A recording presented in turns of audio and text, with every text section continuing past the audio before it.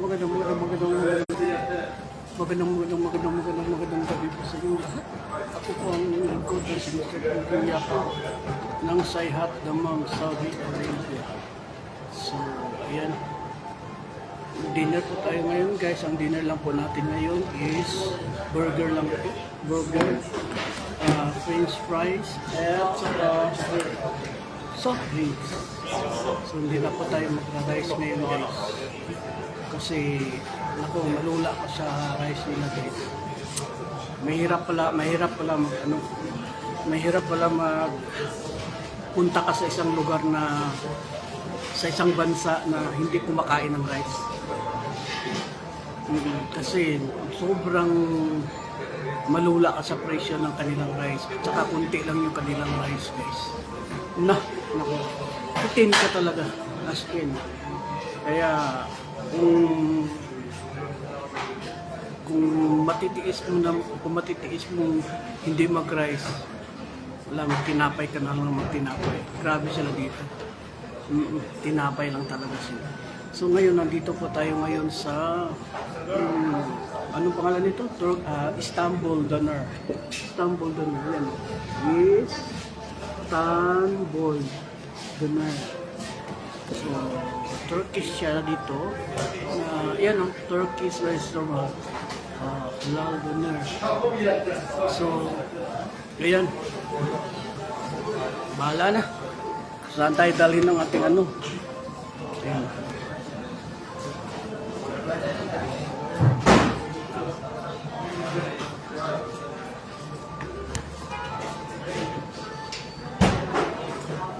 Ito pala yung ano nilagay sa menu.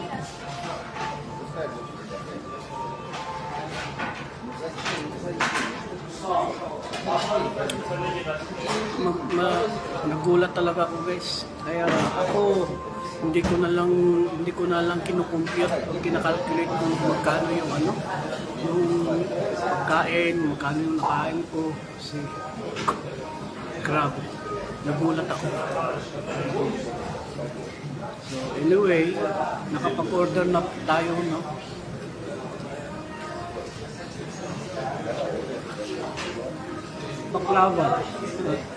Baklava.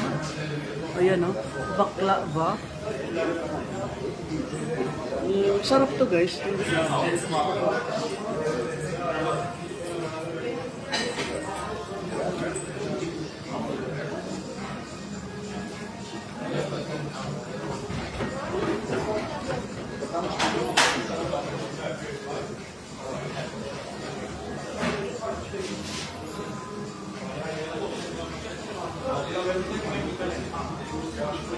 Taste tayo. Hintay lang tayo guys. Kasi nakapag-order na po tayo guys.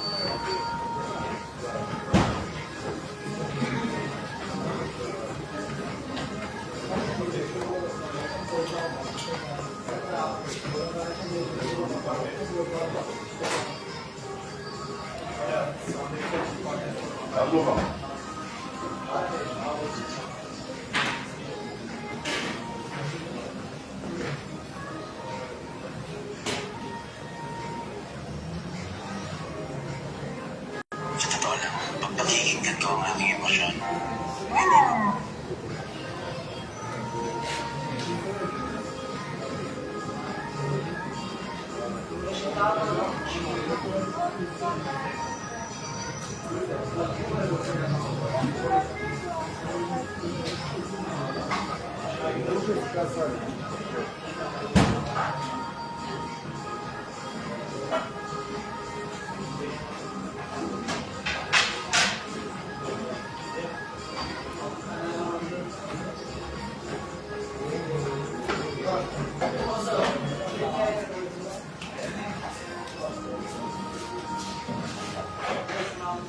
Uy,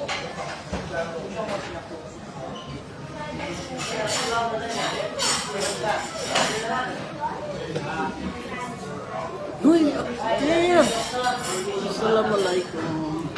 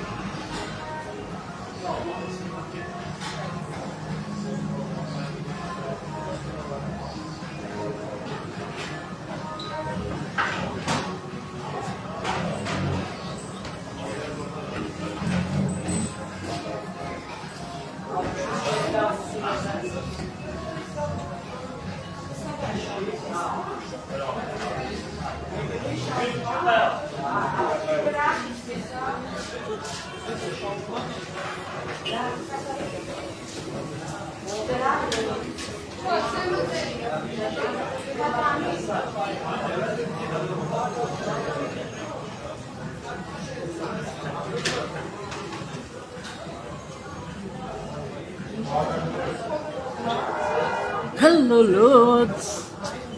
Hello, Lods. Kapoy mo. Pagod ako sa kalalakad, Lods. Napagod, tapos nagutom.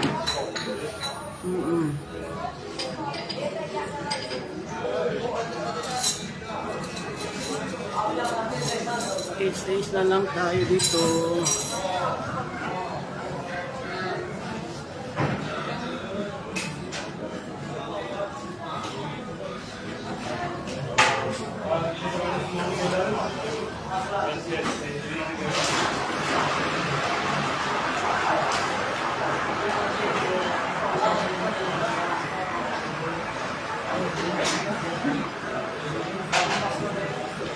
Why do you do?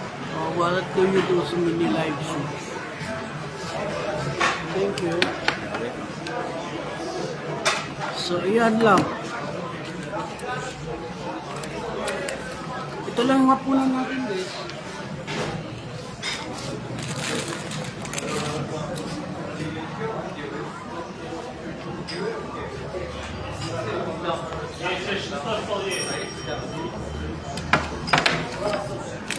Alam nyo guys, pag pupunta pala tayo sa ibang bansa na hindi mahilig kumakain, hindi mahilig kumain ng rice. Tapos siyempre tayo Pinoy, mahilig tayo sa rice. Hanapin mo guys. Tapos alam mo guys, one time na naghanap talaga ako ng rice.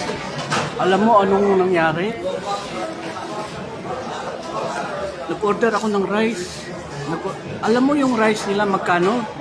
15 gel or 15 lari. nung kinumpute ko guys, alam mo yung kinumpute ko yung ano, yung sa rice lang, nasa 350 pesos, 350 pesos rice yan ha. Tapos ang gaano kadami ang rice na yan, alam mo kung ano? Alam mo yung ano, yung tasa, hindi yung mug na tinitimpla natin ng kape ha. Hindi yung mug na tinitimpla natin ng kape. Yung tasa talaga na, yung tasa na ganyan lang. Ganyan lang kaliit. Tapos hindi pa talaga tiin na pagkalagay ng kanin. Nakaano lang siya, palang nakabuhaghag pa siya. Tapos hindi pa nakabukdo yung ano, yung kanin. Talagang lapag lang. Tapos top lang, nakapantay sa ano, sa tasa. Ganun lang kadami yung ano guys. Para ka lang kumain ng ano, ng kung pipisilin mo yung ano, yung rice, para ka kumain ng ano, ng wala pa mag half rice. Sa atin half rice marami na yun kasi pag nilalagay sa tasa, ididiin naman yun, di ba? Para makulma. Sa kanila hindi. Grabe guys, nagulat ako, 350. Tapos sa susunod na araw hindi na ako nag-rice. Pagkatapos nag-ano ako na talagang naghahanap ako ng rice. Order na naman ako ulit ng rice. Ay naku, grabe. Ganun pa rin, akala ko yung restaurant na yun doon, ganun lang sila mag-serve. So, mayroon ako nakita ng ibang restaurant, so nag-try ako mag-rice. Ganun din kamahal. Alam mo ito guys, ito order ko. Ito, French fries, burger, at saka ito. Pepsi. Alam mo kung magkano na to siya, itong isang kainan ko. Nasa ano na po siya guys, nasa ano guys, sandali at 22 times 29. Nasa 651 ito pesos.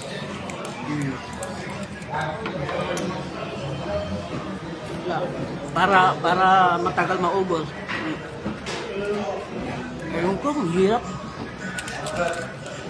Pero wala na nandito na tayo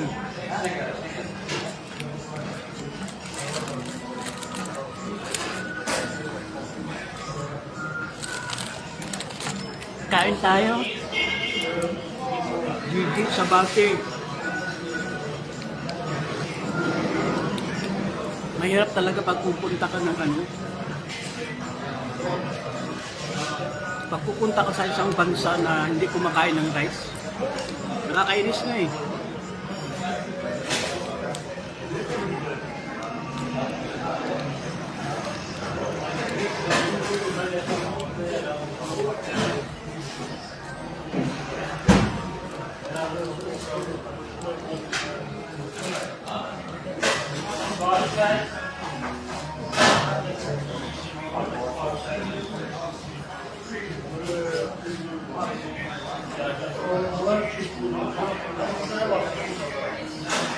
Rice, burger na lang kainin natin guys. Wala kayo ginagawa.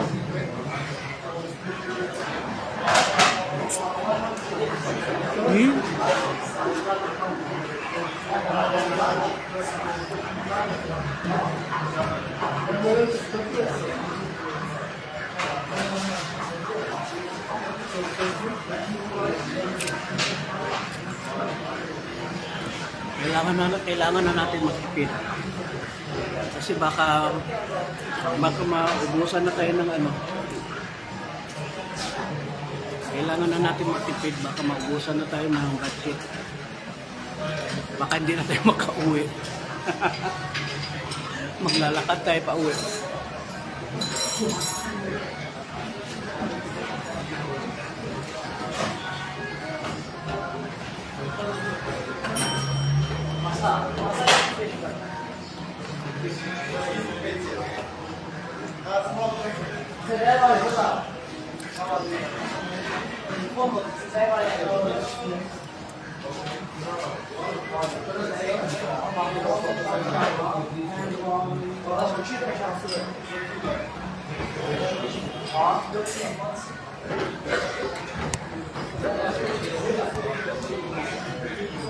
Doctor, fries. Would you like potato?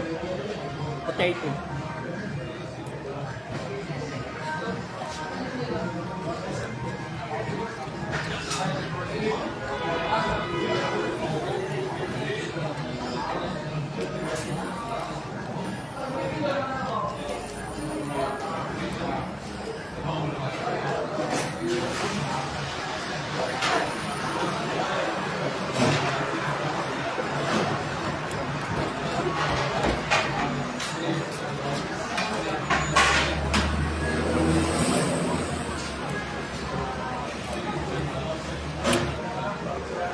$300 na to ah. Baka mamaya mabiti na naman ako. Oo, dyan na namatay ulit.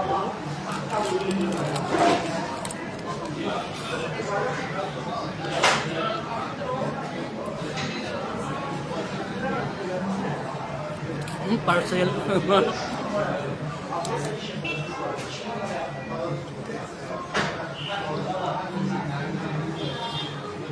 Parcel sent to India.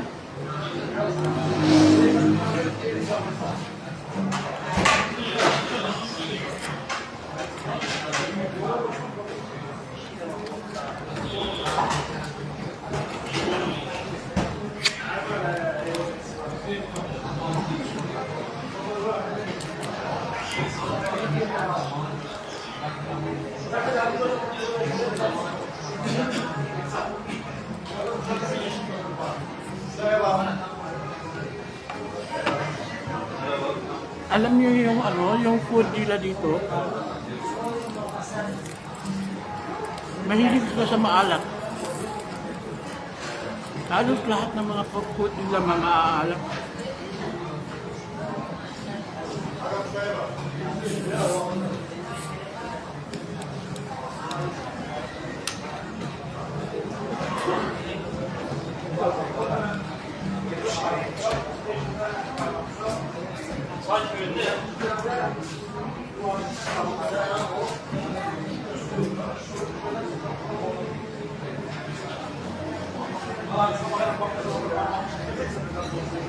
Bye-bye.